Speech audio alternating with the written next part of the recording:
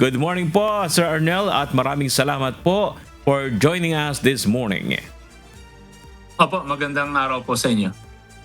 Apo, Sir, malaki ang tinaas ngayon. Double digit at tama, 20 pesos kada kilo ang presyo ng ilang LPG. Ano po ba ang dahilan? Bakit ganito na agad kalaki yung dagdag presyo ng LPG? Pare-parehas po ba yan ang tinaas? Opo, ito pong nakalipas na linggo, maliban po doon sa araw po ngayon. Ito po yung nag-umpisa po ito nung nakalipas na linggo, nung March 28. Dahil lahat po kasi ng aming old inventory ay naubos na po nung March 28. So lahat po ng dumarating nating produkto ngayon ay galing na po ito sa mga spot market. Dahil for the information po ng ating publiko, yun pong ating mga supplier ay nag-issue po ng force majeure dahil yung 7 bansa na Middle East na pinanggagalingan po ng 90% ng requirement ng buong Asia ay nahinto po dahil doon sa pagsara ng Strait of Hormuz. So napilitan din po ang mga supplier natin, international supplier, na mag-issue ng force majeure na hindi nila kayang iserve ang kanilang mga commitment na sa old price dahil they have to source it on a higher price. So ganun po ang nangyari for this past week and this month ng April ay dahil naman po dalawa po ang dahilan kung bakit masyadong mataas ang itong itinaas ngayon. The shipping cost is number one. It is increased by 500% ang shipping cost. Second, ito pong tinatawag nating international market price ng LPG. Nag-announce na po ang Saudi Aramco kahapon na tumaas po ng $238 per metric ton. So that is an equivalent of 16 pesos per kilo plus yung shipping cost po na tumaas na 500%, roughly around 30 pesos po yan. So a total impact of 46 pesos per kilo ang naging suma total nung naidagdag sa LPG price natin nitong nakalipas na linggo at itong araw na ito. Malaki-laki po pala yun, sir. Itong sinasabi niyong 46, ito pa lang yung nakaraang linggong price increase at yung ngayon. Ibig sabihin po ba, pag nagkaroon uli ng pagtaas, posibleng madagdagan pa ito? Ganon? Ang binigay pong direktiba or order ng Department of Energy sa amin dahil we are under a regulated industry na gawin itong staggered basis ang pagtataas. So mapapansin po ninyo, iba't ibang kumpanya, iba't ibang scheme of giving the price. So kahalimbawa kami, we will implement an 8 pesos today and then another 8 pesos a week from now. So ganun po yung naging direksyon. Yung iba naman po ay they are increasing it by 20 pesos dahil meron pa po silang kailangan bawiin in the coming weeks. Ganun po ang nagiging sistema namin na dahil nga do sa direktiba ng Department of Energy. Mm-hmm. Ito pong sinasabi yung staggered, Sir Arnel, hanggang kailan po ito hatiin? Buong Abril po ba? Paki-correct lang po 46 pesos per kilogram sa buong Abril hatiin. Ganun po ba? Well, hindi po. Nag-umpisa po yan noong March 28. Nag-umpisa na po yung pagtaas ng presyo because of the shipping cost. And then nagkataon sumabay po itong bagong tinatawag na international market price na in-announce na po kagabi ng Saudi Aramco. So yan po yung inumpisahan na po namin last week and then today and then next week. Yun po yung magiging direction po ng pagbibigay ng pagtaas ng presyo. So hanggang second week of April po, yun tama po, Sir Arnel, ang masasabi nyo na magiging staggered nitong pinaka-latest na pagtaas. Sa international market po ba, Sir Arnel, pagdating sa LPG, tuwing kailan po yung announcement ng pagtaas ng presyo? Kasi di po ba sa oil product, usually Biyernes, Monday, nag-a-announce sila, tas Tuesday, every Tuesday ang effectivity ng taas presyo. Pero sa LPG, paano po ba ang proseso? Well, during the normal day, normal situation without this conflict, ay isang beses sa isang buwan ang pag-a-announce ng oil price, ay ng LPG price adjustment. At ang Saudi Aramco po ang nag-a-announce po nito. Ang kaibahan lamang po nitong nakalipas na buwan at kasalukuyang araw ngayon ay yung shipping cost ho ang magalaw ngayon dahil the problem is wala pong available product sa Asia ngayon ng LPG. So we all countries in Asia end up bidding whatever left LPG in the Asian market right now.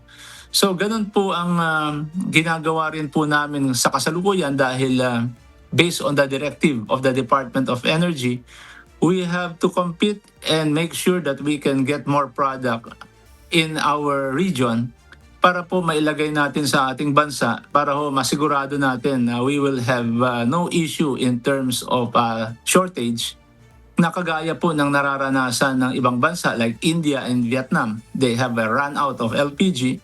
At least tayo po, we have sufficient stock of 35 to 40 days inventory.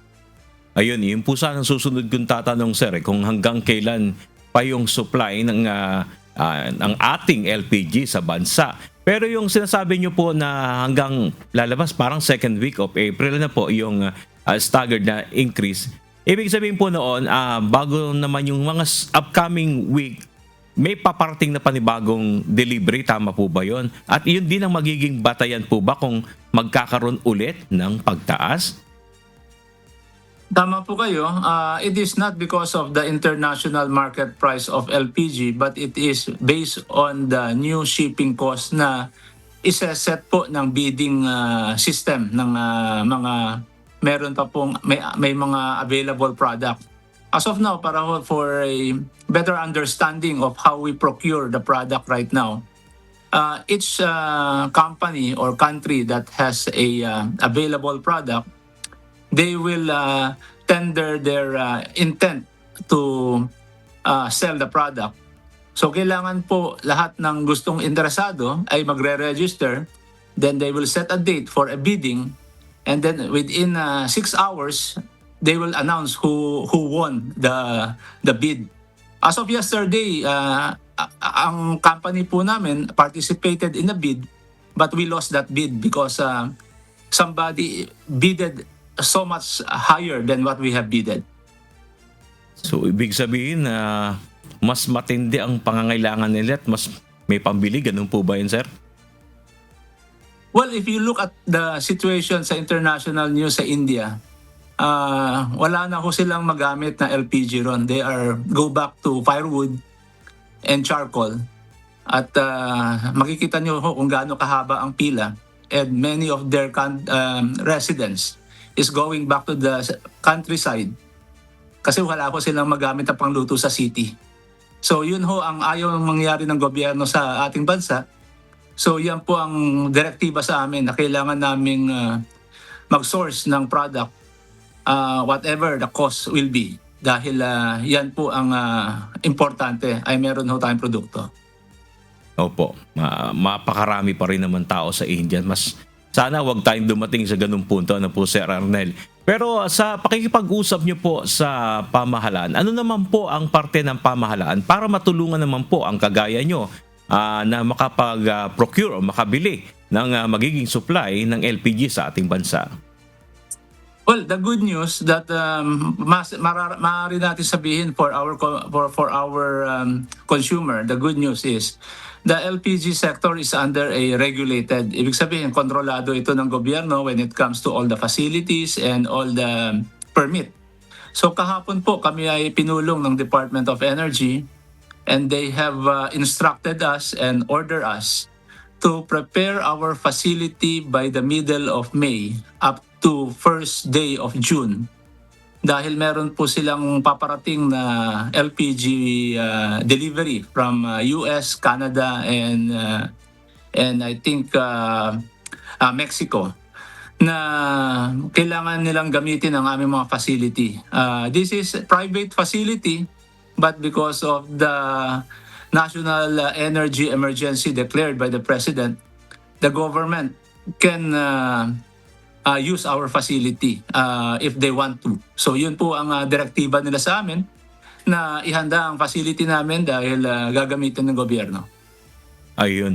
So ibig sabihin nito, Sir Arnel, tama po ba kung ang thinking ko ako isang ordinaryong mamamayan, dyan sa nabanggit nyo, bukod dun sa nauna nyo nabanggit na meron tayong 35 days worth of LPG supply sa bansa, and because ngayon sa binalita nyo ngayon na sinabi ng pamahalaan sa inyo, hindi dapat ako mangamba dahil meron pang paparating na supply ng LPG. Hindi ako dapat mangamba na matutulad tayo sa India.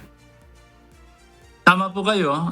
And hopefully, ito naman po sa tingin namin, ito yung mangyayari because this is a government-to-government procurement by the Department of Energy sa ibang counterpart nila.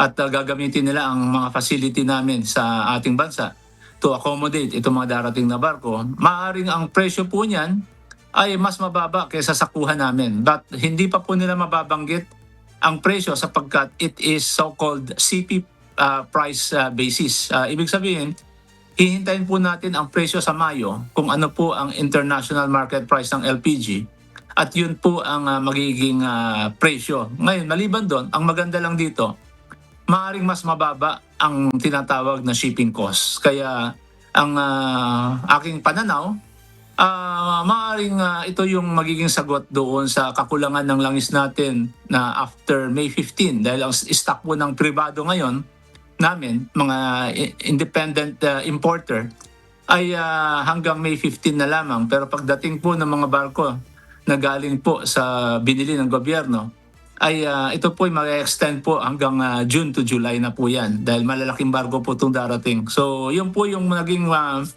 participation between the collaboration between the private sectors and the government. Medyo matagal nga lang sapagkat hindi ho sila makabili sa Middle East but they have forced to go to United States and Canada. Yan po yung mga around 50 to 60 days ang travel time ng mga barko. Kaya darating po ang barko rito in the range of in the middle of May up to first day of June. Ayun, magandang balita yan, nabanggit nyo na yun, Sir Arnel. Pero bukod po dun sa inaasahan nyo na ito na binili ng pamahalaan, tuloy-tuloy pa rin naman po yung pagbid ninyo para dun sa pag-replenish ng inyong supply, Sir Arnel, ganun po. Yes, tuloy-tuloy pa rin naman po ang amin ginagawang bidding. At sabi ko nga po, every day we submit a inventory situation sa Department of Energy and like for example, yesterday we have a meeting. Today, magkakaroon din po kami ng another meeting 10 a.m. ng Department of Energy para sa detalye ng mga gagawin. And then after nitong holiday, we will have another meeting for the update of the situation. Ganun po ang nangyayari sa ngayon. Halos sa isang linggo, mga 3 na meeting ang amin pong ginagawa dahil they want to be updated on the situation and even up to the procurement ng private sectors ngayon because we are ordered to submit to the Department of Energy ang tinatawag namin bill of lading o yung aming mga resibo, invoices that kung magkano ang bili namin so that to remove yung overpricing. Yun po ang direktiba nila ngayon sa amin. Opo, napag-uusapan yung overpricing. Napag-uusapan nyo po ba yung tungkol sa paglalagay ng price cap sa LPG o kayo po ba pabor dito?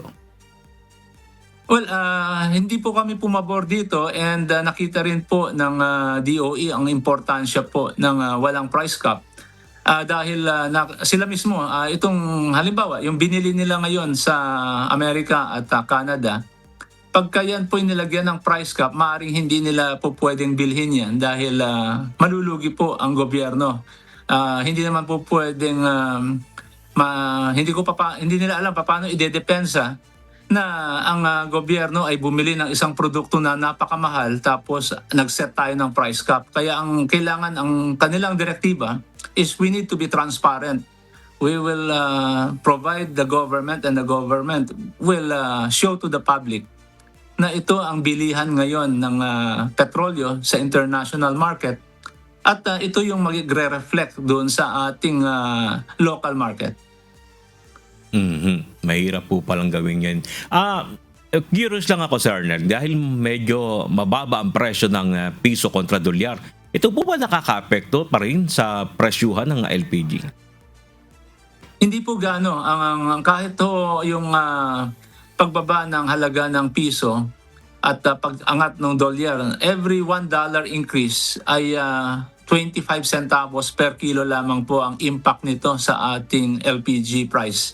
Ang talagang malaki pong nagiging cost of increase is the shipping cost dahil yan po talaga it is out of our control sa ating bansa dahil ito po ay dikta na po ng mga may-ari ng mga barko na naglalayag dahil habang ngayon sitwasyon po na to mas malalayo na po ang pinagkukunan nila ng produkto. Hindi na po ito yung usual na Middle East route na in 13 days nandito sila. Sa ngayon po inaabot na po sila. Halimbawa, yung March 1 na hindi nakalabas sa Middle East, hanggang ngayon po, wala pa po yung barkong yan. Kaya yun po yung issue dyan. Kaya tumataas po ang fuel cost. And plus of that, yung gamit po nila is bunker fuel. And bunker fuel also already up by 120%. So yun po yung mga dahilan kung bakit nagtaasan po ang mga shipping costs. Yun, kaya pala napakalaki ng itinaas ng shipping cost. Napakarami pong mahalagang impormasyon ang ibinigay nyo sa amin, sa publiko, Ginoong Arnel T. At siguro po, nasa inyo ang pagkakataon, ibibigay namin sa inyo para makapagbigay po ng mensahe sa ating mga kababayan. Opo, well, ang amin lang hong paalala sa ating mga consumer, yung pagtitipid po ng paggamit ng LPG ay magagawa po natin by way of yun pag nagluluto po tayo dahil 80% of our consumption sa LPG ay mga household consumer po yan. So yun hong mga rekado lang, siguraduhin kompleto na bago ho mag-umpisang magpainit ng lutuan. Makakatipid po kayo ng 20% dyan. Ngayon, pangalawa, hindi niyo po kailangan mag-panic buying ng LPG dahil sapat ang ating produkto hanggang 40 days. Then darating po yung mga binili ng gobyerno sa ibang bansa na mga stock inventory natin na aabot na po yan ng mga 3 buwan. So hihintayin lang po natin yan at yung pagdating naman sa presyo, nakadepende tayo sa sitwasyon sa Middle East. Habang may kaguluhan, talaga ang presyo ay di hamak na mas mataas kumpara nung nakalipas na mga buwan. Pero itong ginagawa ng ating gobyerno sa ngayon ay by way of using the facility of the private sectors at bumibili sila ng produkto, halimbawa sa Amerika at Canada, na sa bandang huli, dalawa ang masasagot niyan. Number 1 is security of supply natin. Pangalawa, maaaring dumating ang panahon maging mas mababa ang magiging bagsak ng presyo rito dahil hindi na po ito kinukuha sa bidding but ito po ay ginagawang government to government procurement at antabayanan po natin yung pagdating po niyan by middle of May up to the first week of June. Yan po yung pwede lang ho namin ibalita ngayon sa ating publiko. Ayun, maraming nabunutan ng pangamba sa mga sinabi ni Ginoong Arnel T. Maraming salamat po, Mr. Arnel T, ang founder ng LPG Marketers Association and president po ng Regasco. Maraming salamat po.